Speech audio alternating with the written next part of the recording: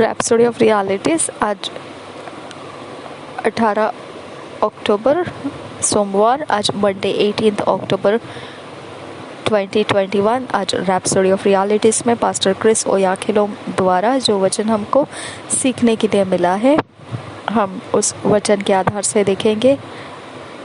Pastor Chris ओयाखिलोम के द्वारा ये वचन सिखाया जाता है। 1 पीटर 2 चैप्टर 2 वर्स आज का वचन है। 1 पीटर 2 चैप्टर 2 वर्स, पहला पत्रस 2 अध्याय 2 वचन आज का विषय है। इस वचन के आधार से द राइट फाउंडेशन, सही नींव। द राइट फाउंडेशन, सही नींव। हम वचन को पढ़ेंगे इसके विषय में। As newborn babes desire the sincere milk of the word that ye may grow thereby. और एक बार पढ़ेंगे। As newborn babes desire the sincere milk of the word that ye may grow thereby. हम पहले पत्रस के 2 अध्याय का 2 वचन हम BSI बाइबल में से पढ़ेंगे। पहला पत्रस 2 अध्याय 2 वचन हम BSI बाइबल में से पढ़ेंगे।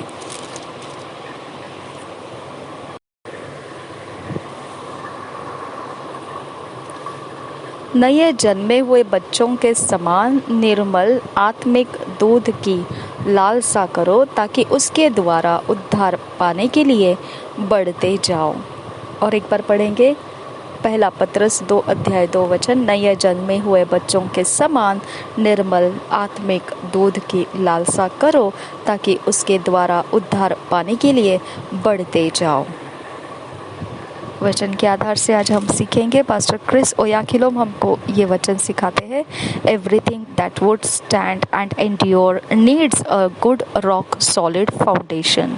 सब कुछ जो ठहरा रहना चाहिए और जिसके ऊपर कुछ रखा जाए तो वह उसे पकड़ पाए, उसके कारण वो दब ना जाए, उसके अंदर उसके वज़न को सहन करने की ताकत होनी चाहिए।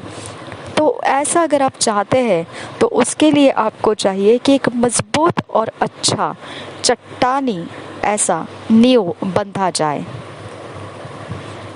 Therefore, every Christian must have the right foundation of the Word of God and doctrine of Christ.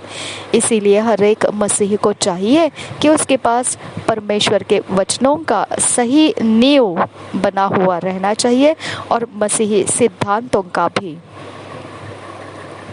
It begins with a ravenous appetite for the pure, unadulterated Word of God.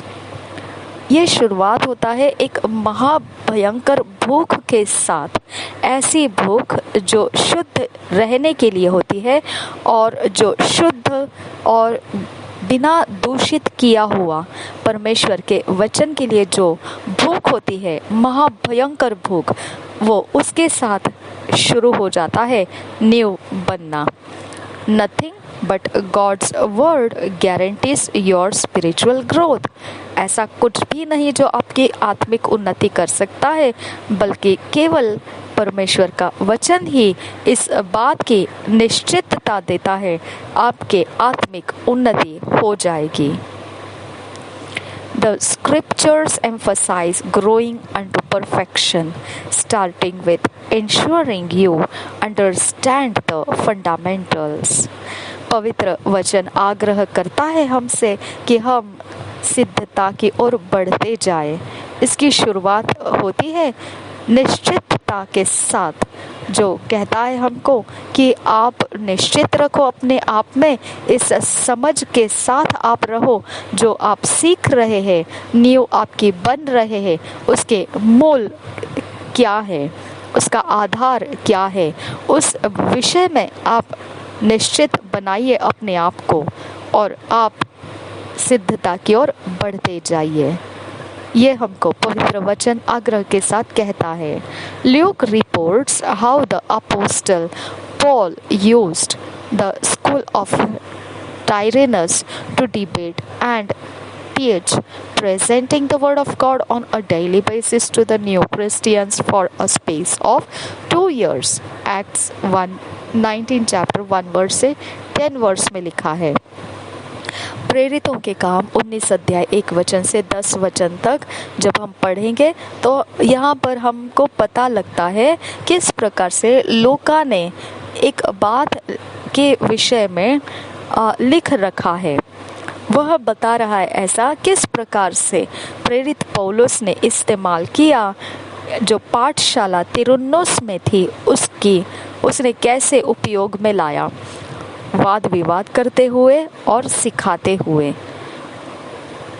परमेश्वर के वचन को वो रोजमर्रा जिंदगी में प्रदर्शित कर रहा था, लोगों के सामने वो परोस रहा था नए मसीहियों के लिए, और लगभग 2 साल के अंतर तक वो ऐसा ही कर रहा था। तो हम इसे पढ़ सकते हैं, प्रेरितों के काम 19 अध्याय 1 वचन से 10 वचन तक इसे लिखा गया है। हम पढ़ेंगे हिंदी BSI बाइबल में। प्रेरितों के काम 19 अध्याय 1 वचन से 10 वचन।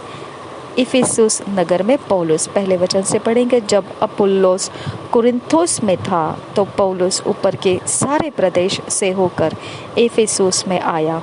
वहाँ कुछ चेलों को देखकर उनसे कहा, क्या तुमने विश्वास करते समय पवित्र आत्मा पाया? उन्होंने उससे कहा, हमने तो पवित्र आत्मा की चर्चा भी नहीं सुनी। उसने उनसे कहा, तो फिर तुमने किसका बपतिस्मा लिया? उन्होंने कहा, यूहन्ना का बपतिस्मा। पौलुस ने कहा, यूहन्ना ने यह कहकर मन फिराव का बपतिस्मा दिया कि जो मेरे बाद आने वाले हैं उस पर अर्थात यीशु पर विश्वास करना। यह सुनकर उन्होंने प्रभु यीशु के नाम में बपतिस्मा लिया। जब पौलुस ने उन पर हाथ रखे तो पवित्र आत्मा उन पर उतरा और वे भिन्न भिन्न भाषा बोलने और भविष्यवाणी करने लगे। ये सब लगभग 12 पुरुष थे। वह आराधनालय में जाकर 3 महीने तक निडर होकर बोलता रहा और परमेश्वर के राज्य के विषय में विवाद करता और समझाता रहा। परंतु जब कुछ लोगों ने कठोर होकर उसकी नहीं मानी वरन लोगों के सामने इस मार्ग को बुरा कहने लगे, तो उसने उनको छोड़ दिया और चेलों को अलग कर लिया और प्रतिदिन तुरन्नुस की पाठशाला में वाद विवाद किया करता था। 2 वर्ष तक यही होता रहा। ये बात वचन हमको बता रहा है। ओके, 2 वर्ष तक यही होता रहा, यहाँ तक कि आसिया के रहने वाले, क्या यहूदी क्या यूनानी, सब ने प्रभु का वचन सुन लिया। Paul had different categories of people who were at different stages of learning, but he ensured they all had the right spiritual foundation. पौलुस के पास अलग अलग श्रेणियां थी लोगों की।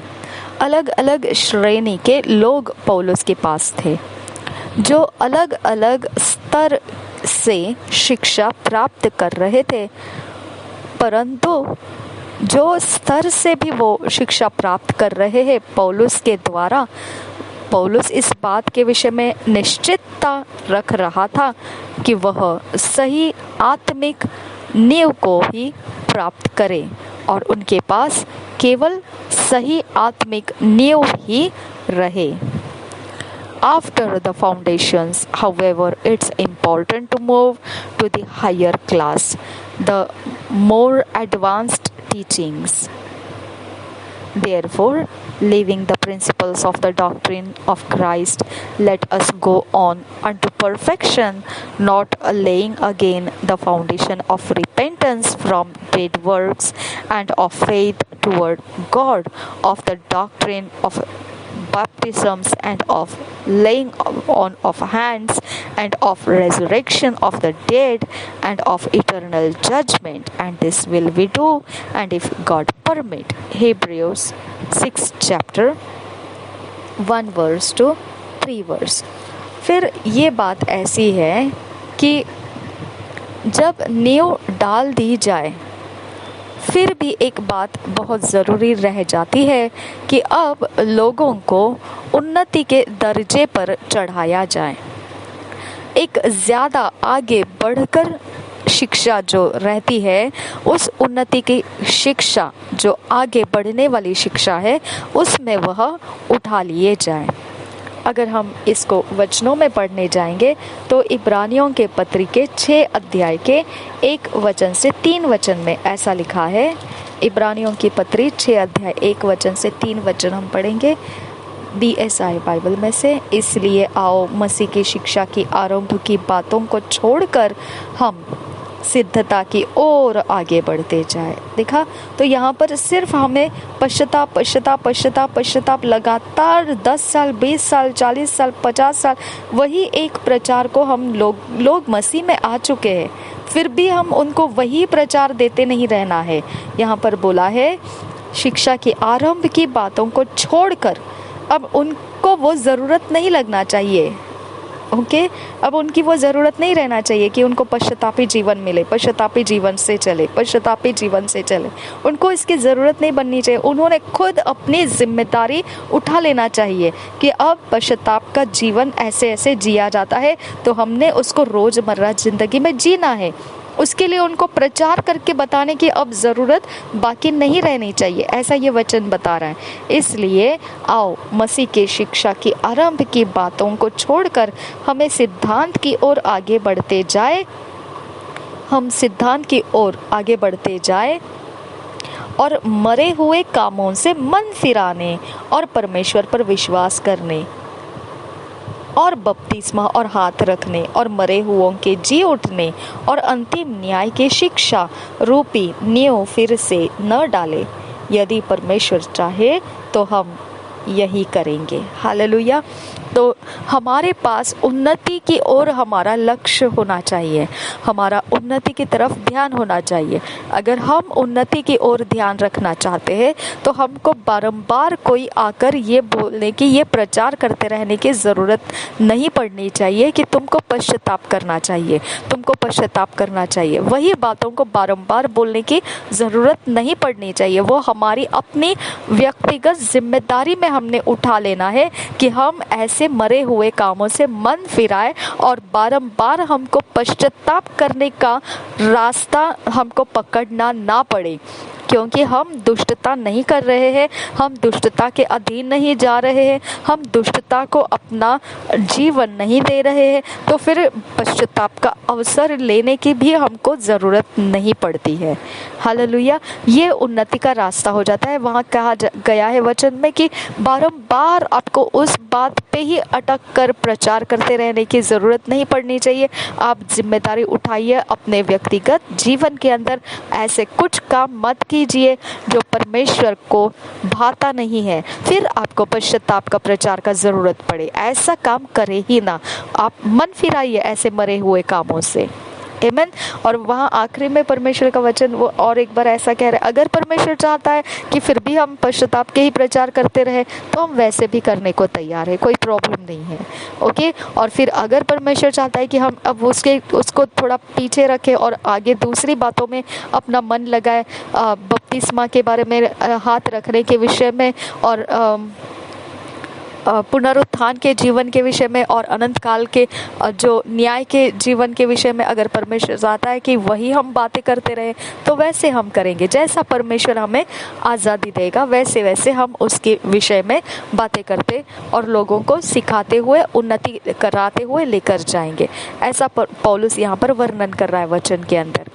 All of these help to lay a good and solid foundation upon which a successful and fulfilling Christian life and ministry can be built. ये सारा कुछ मदद करता है एक अच्छा नींव रखने के लिए, एक मजबूत नींव रखने के लिए, जिसके ऊपर एक सफल और बहुत अच्छी प्रकार से परिपूर्णता के साथ मसीही जीवन और सेवकाई को बैठा सकेंगे। ऐसे प्रकार का बांधना वो बन सकता है। इस प्रकार की वो सहायता बन जाती है वचनों के द्वारा बंधा हुआ नींव के कारण। The words of Jesus about having a solid foundation for your life is an important food for thought. Meditate on it always.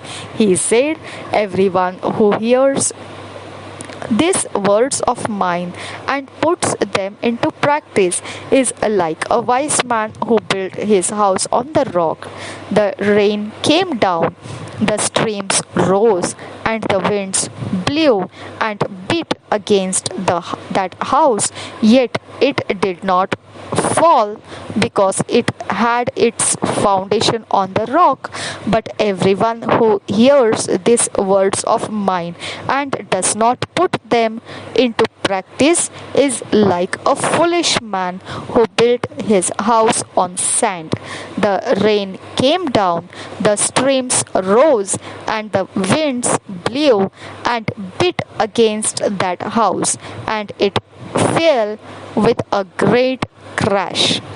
Matthew 7 chapter 24 verse से 27 वर्स। हमने जो वचन पढ़ा अभी मत्ती रचित सुसमाचार के 7 अध्याय का 24 वचन से 27 वचन तक का वो भाग था। जो इंग्लिश में हमने पढ़ा वो NIV बाइबल का था। हम हिंदी BSI बाइबल में से उसको पढ़ेंगे।